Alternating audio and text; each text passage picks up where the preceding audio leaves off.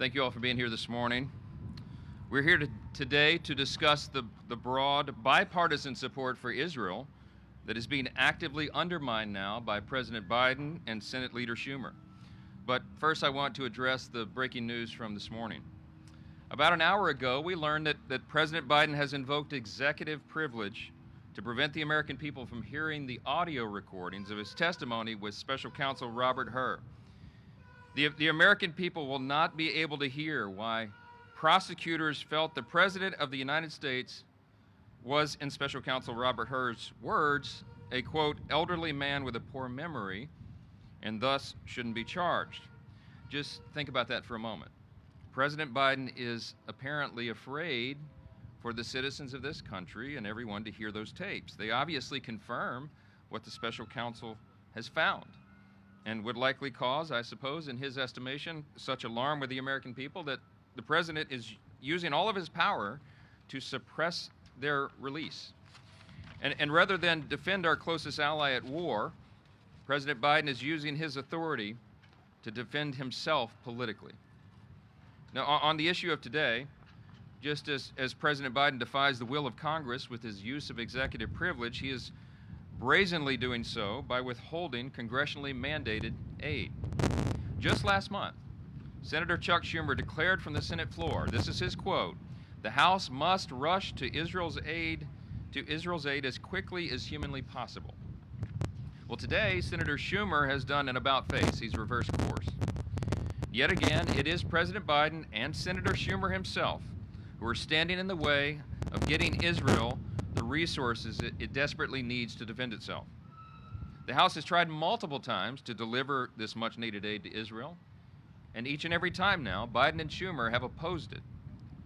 And now, just weeks after Congress passed the National Security Supplemental, which included $26 billion for Israel, the Biden administration is defying the will of Congress and withholding weapons shipments to Israel. We want the president to hear this loud and clear. He said just not long ago that we had to have ironclad support for Israel. Well, that's what he previously proclaimed, but his actions are doing exactly the opposite. This is a catastrophic decision with global implications. It is obviously being done as a political calculation, and we cannot let this stand. The House will be voting on legislation to compel the delivery of defense weapons to Israel as they fight to protect themselves from radical terrorists and defend their very existence as a nation. But Joe Biden is threatening to veto that legislation, and Chuck Schumer is suggesting now that he refuses to bring it to the Senate floor. On October 7th, Hamas, the radical terrorists, which are proxies for Iran, lit a fire in Israel, a proverbial fire that is still burning. And Biden and Schumer are telling Israel that they are only really allowed to put out part of that fire. That is just simply not going to work. Israel needs to finish the job, and America needs to help Israel extinguish the flame of terror that is wrought by Hamas. It wasn't that long ago when President Biden called for the elimination of Hamas, but he's not doing that anymore. And now it's clear that Biden and Schumer have turned their back on Israel. They are carrying water for Iran and its proxies. This is not complicated. It's actually very simple.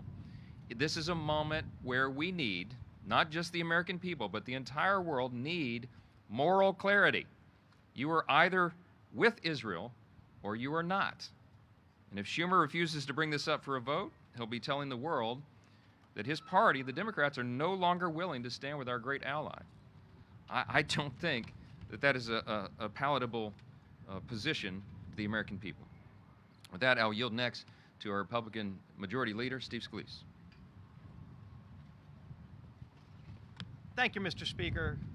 Later today, the House is going to be making a very historic and important vote, and that's whether or not we continue to stand with Israel, whether we're going to ensure that the Biden administration follows through on their promise to deliver the weapons that in many cases Israel already paid for. Just think about that. Many of the weapons that President Biden is holding back right now are weapons that Israel paid for months ago. In some cases, things that they paid for before Hamas actually invaded Israel.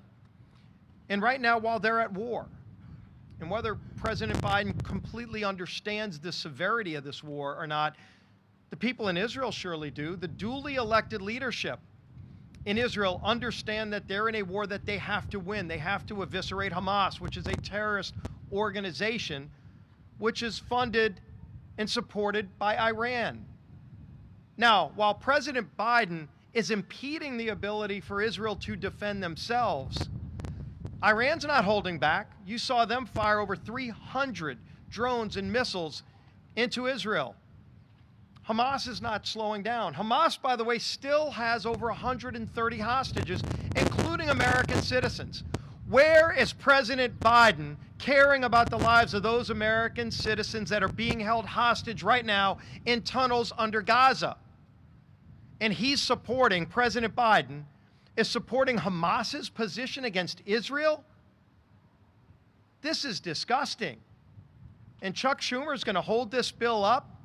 I think the public pressure, when this bill passes with a bipartisan vote today through the House, the public pressure will grow so large that Chuck Schumer will have to take this bill up.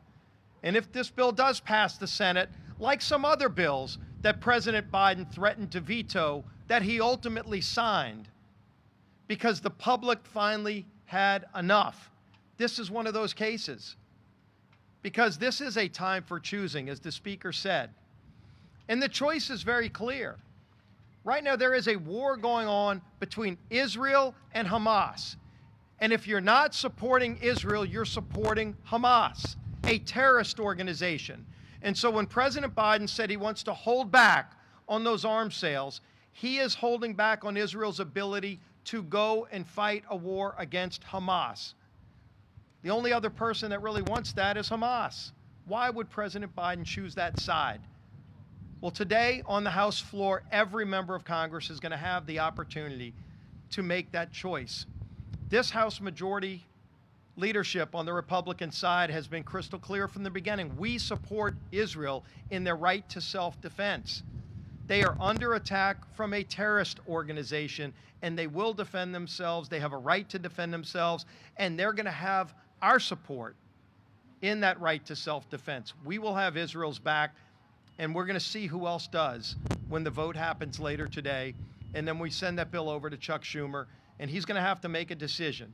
He can give a bunch of hot air and rhetoric today, but when that bill comes over to the Senate, there's going to be a lot of other people, I think, that are going to have a say in whether or not he sits on that bill and sides with Hamas or else supports Israel. With that, I want to bring up our whip, Mr. Tom Emmer. 1 month ago, on April 13th, Senator Schumer tweeted, quote, "We stand with Israel and its people, and the United States will do everything we can to support Israel's defense against Iran," close quote. The following day, he said, quote, "The U.S. commitment to Israel's security is ironclad," close quote. Flash forward to yesterday, when Senator Schumer said he will block our bill requiring President Biden to send military aid to Israel. Where is your support now, Senator? Was it always just lip service, or do I need to buy you a new dictionary? Because last I checked, purposely withholding resources from one of our most precious allies when they're fighting for their very existence is not an ironclad commitment to their defense. It's aiding and abetting barbaric terrorists whose sole mission is to wipe Israel off the face of the planet. Moral of the story? When Joe Biden and the Democrats tell you that they support Israel, do not believe them. Actions speak much louder than words, and their actions have shown that they would rather stand in solidarity with terrorists than support our strongest ally in the Middle East. Meanwhile, the world is watching.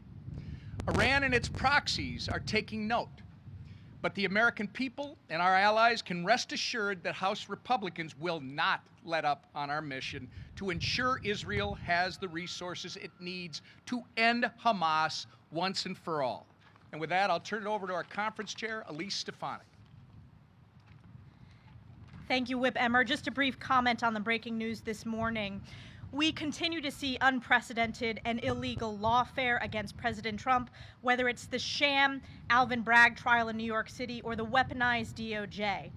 Joe Biden disregarded over 250 years of constitutional executive privilege when he orchestrated an unprecedented raid on President Trump's home to obtain presidential records that President Trump was allowed to have under the Presidential Records Act. Now, Joe Biden is hiding behind executive privilege to prevent the American public from hearing how he knowingly mishandled classified intelligence for personal financial gain. On Israel, the lack of leadership we're seeing from the Democrat Party led by Joe Biden and Chuck Schumer is disgraceful. They have turned their backs on supporting our most precious ally, Israel, in a time of existential need, instead choosing to placate the far-left Democrat radicals who are now the anti-Semitic political base of their party. Schumer, time and time again, vehemently blocked our Israel aid package and publicly rebuked Prime Minister Netanyahu, the leader of an ally at war. Meanwhile, Joe Biden has done everything in his power to give Iran and its terrorist proxies the green light to escalate attacks, withholding critical aid, pressuring Israel to surrender, and continuing Biden's failed foreign policy of appeasement. At every opportunity, Joe Biden has failed to support Israel. Under Joe Biden, our adversaries no longer fear us, and our allies cannot rely on us. If Joe Biden wanted to ensure Israel could defend itself, he would, yet he refuses. The American people will judge Joe Biden for this failure, and history will judge Joe Biden for this failure as well. House Republicans will not be deterred. We will put this legislation on the floor this week. We will put President Trump back in the White House, grow our majority, take the Senate, and together Republicans will always stand with Israel and its right to exist. And I'm proud to turn it back over to the Speaker of the House, Mike Johnson. We'll take a few questions if you have any. Yes, ma'am. I'm wondering, have you had any conversations with Leader McConnell regarding this bill? And if Senator Schumer refuses to bring it up, how can you further advance this act? Clearly, Senate Republicans are in favor of this, and as we noted at the outset here, we do have broad bipartisan support, I believe, in the House. We'll affirm that again here shortly. But this should not be a partisan issue. It is shameful that it has become that. We have to stand with our closest ally, Israel. They are the only stable democracy in the Middle East. They are one of our closest friends, if not the most important ally that we have, for strategic reasons and for all the other reasons that all of us stand with Israel. That has always been our position. And this that you see happening right now is a brazen political decision by the President of the United States and by Leader Schumer, because they are clearly making this decision to appeal to a small subset, an element in their party that they're trying to appease. As Chair Stefanik said, you know, they've been appeasing Iran and they've been criticizing Israel. And now they're trying to appease a radical band of pro-Hamas supporters in their party. That's clearly what's happening here, and it is affecting the stability of the entire region, and it is a great concern to the entire world. And so that's why we're calling this out. We want everybody to see it for exactly what it is. There's nowhere to hide from this. As we noted, the President himself and Leader Schumer both, within just the last several weeks, were saying that we should stand with Israel. They were using the right language, and now they are doing it in a complete about-face. Why? Because they have new polling that suggests that they should. That is the only possible explanation for this, and it's unconscionable to us. Yes, ma'am. Confident that the full House will approve the contempt resolution to hold Garland in contempt, given the executive privilege letters today? We'll see how that develops, one issue at a time. Yes, over here. Some Democrats have said that this legislation is no longer necessary because President Biden is moving forward with a $1 billion arms deal for Israel. What's your response? That's a pittance. That is a window dressing. That is to try to give him political cover. Those are things that were already determined a long time ago. We just passed the aid package just less than 3 weeks ago. And now they're defying the will of Congress. This was an overwhelming vote here on this floor, as you saw. The support for Israel. We separated each of those votes so that we could see exactly where everyone was. And that was a very clear message to the White House, to the Senate, and to the American people. And now the President of the United States is standing in the way of the will of the people. That was done here through their duly elected representatives. This is something that everybody should be calling out. Yes, ma'am. Last one. You talked about bipartisan support in the House and Republican support in the Senate, but what about this bill will change the Democrat support in the Senate? Well, we're going to find out. One of the reasons that we're calling this out is because we think the American people should be calling their senators over there, the Democrat senators, beginning with Leader Schumer, and letting him know what they feel about this. I think public opinion is on the side of Israel. We certainly know that with the rise of anti-Semitism that we're seeing in the country and the angry mobs on the college campuses and all of this other movement, as I said before, and I'll close with this again, this is a time for the President of the United States to stand out, look directly into the cameras, and call good, good, and evil, evil. We need clarity, we need conviction, we need consistency from the White House, and we're not getting it.